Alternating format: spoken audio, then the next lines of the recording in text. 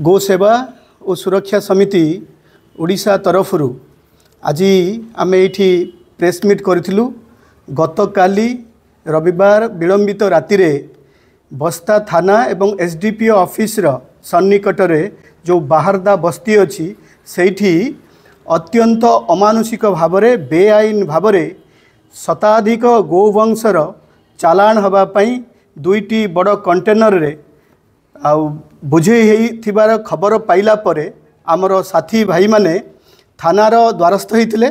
थाना अधिकारी कौनसी सहयोग न करिबारु एसपी को ए खबर देवा परे एसपी कर निर्देश पाई थाना अधिकारी बाहरदा जो बस्ती गोटे गाड़ी गोवंश बुझे गाड़ी को जबत करथिले, जो कि 37 रु ऊर्ध गोवंश अत्यंत दयनीय अवस्था बंधा होते। आउ किंतु बालेश्वर जो माँ भारती गोशाला रे पहुँचला बेलू ताहा 26टी थिला एवं 26 जन गोवंशरू जड़े मृत थिले। ये प्रश्न आसे जे अन्य जो 10 जन गोवंश गले कुआड़े। थाना अधिकारी नाक तले ये गोवंशर चालाण बेआईन भाव प्रत्यह होउथिला बेले तांको खबर दबा परे मध्य से कौनसी प्रकार पदक्षेप नौनाहांती। आमर ये बस्ता बालियापाड़ भोगुरे जलस्वर प्रत्यह पश्चिम बंग को शह शह संख्यार गोवंश अत्यंत अमानुषिक भाव में चालाण होती कंसई खाना को।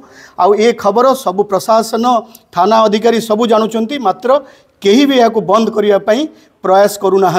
तेणु गो सेवा और सुरक्षा समिति तरफ आम यही सामाजिक सम्मेलन माध्यम आज आम घोषणा करुचु जे आज ठारू जदि प्रशासन एवं जो निकटस्थ जो थाना अधिकारी माने जो गो चालाण होची तांको खबर मिलवा परे जदि से माने ता विरुद्ध रे दृढ़ कार्यानुष्ठान ग्रहण न करती ताहले आगामी दिन में आम आंदोलनात्मक पंथा अवलंबन करूँ। एवं ए विषय मध्य आम मुख्यमंत्री आईन मंत्री और डीजी पुलिस समस्त को आम ए विषय आसंता काली मेमोरेंडम माध्यम अवगत करूँ। एटा आम सूचना प्रदान करा साधारण अनुमेय जे जेहेतु गोवंश बेआईन भाव में चालाण होची आ बेआईन को जेते बेले पुलिस अधिकारी माने सहयोग करुछन्ती बा निरवद्रष्टा साजुछन्ती सेटा से माने कोन को हाथ को नौथिबे को कथा आपण माने मध्य सब अनुभव करि पारुथबे।